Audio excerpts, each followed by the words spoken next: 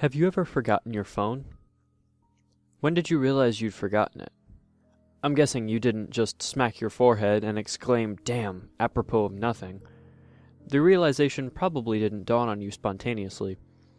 More likely, you reached for your phone, pawing open your pocket or handbag, and you were momentarily confused by it not being there. Then you did a mental restep of the morning's events. Shit. In my case, my phone's alarm woke me up as normal, but I realized the battery was lower than I expected. It was a new phone, and it had this annoying habit of leaving applications running that drained the battery overnight. So I put it on to charge while I showered instead of into my bag like I normally do. It was a momentary slip from the routine, but that was all it took. Once in the shower, my brain got back into the routine it follows every morning, and that was it. Forgotten. This wasn't just me being clumsy, as I later researched. This is a recognized brain function. Your brain doesn't just work on one level, it works on several.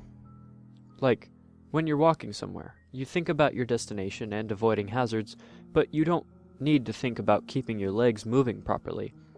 If you did, the entire world would turn into one massive, hilarious Q-Wop cosplay. I wasn't thinking about regulating my breathing. I was thinking about whether or not I should grab a coffee on the drive to work, which I did. I wasn't thinking about moving my breakfast through my intestines. I was wondering whether I'd finish on time to pick up my daughter Emily from nursery after work or get stuck with another late fee. This is the thing. There's a level of your brain that just deals with routine so that the rest of your brain can think about other things. Think about it. Think about your last commute. What do you actually remember? Little, if anything, probably.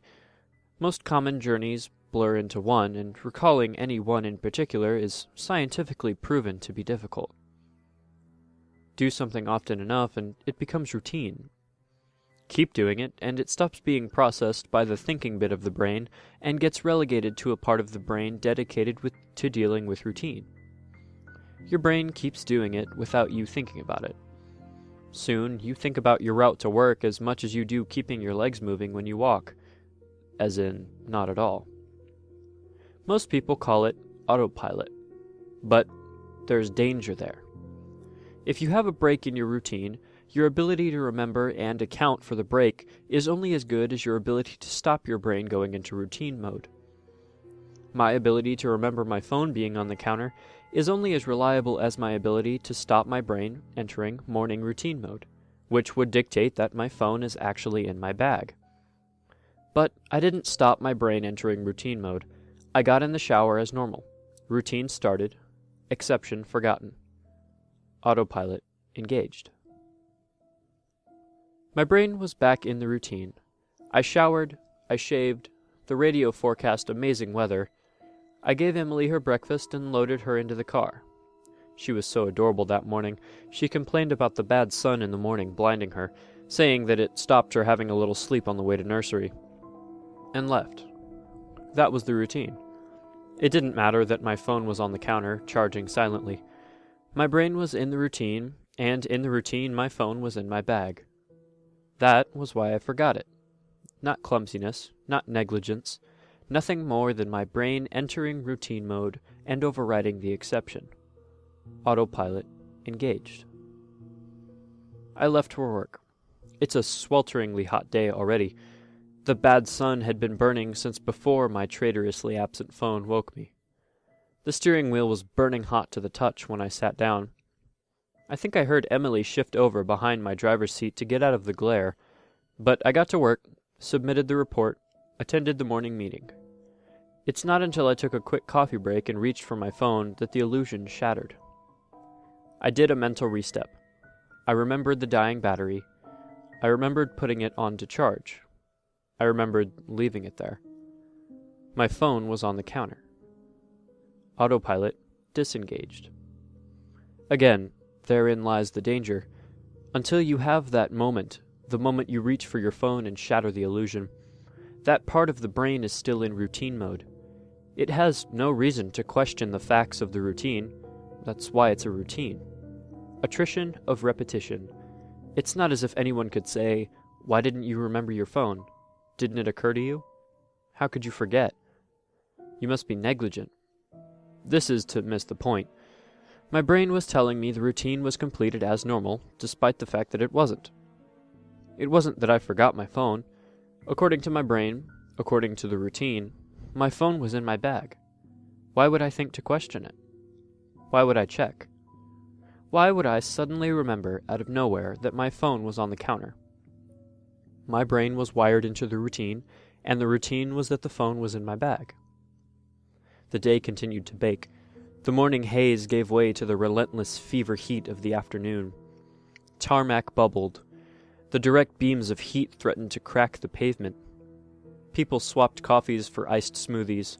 Jackets discarded, sleeves rolled up, ties loosened, brows mopped. The parks slowly filled with sunbathers and barbecues. Window frames threatened to warp. The thermometer continued to swell. Thank fuck the offices were air-conditioned. But, as ever, the furnace of the day gave way to a cooler evening. Another day, another dollar. Still cursing myself for forgetting my phone, I drove home. The day's heat had baked the inside of the car, releasing a horrible smell from somewhere. When I arrived on the driveway, the stones crunching comfortingly under my tires, my wife greeted me at the door. "Where's Emily?" Fuck. As if the phone wasn't bad enough. After everything I'd left Emily at the fucking nursery after all. I immediately sped back to the nursery. I got to the door and started practicing my excuses, wondering vainly if I could charm my way out of a late fee. I saw a piece of paper stuck to the door. Due to vandalism overnight, please use side door. Today only. Overnight? What? The door was fine this morning. I froze. My knees shook. Vandals. A change in the routine. My phone was on the counter. It hadn't been here this morning. My phone was on the counter.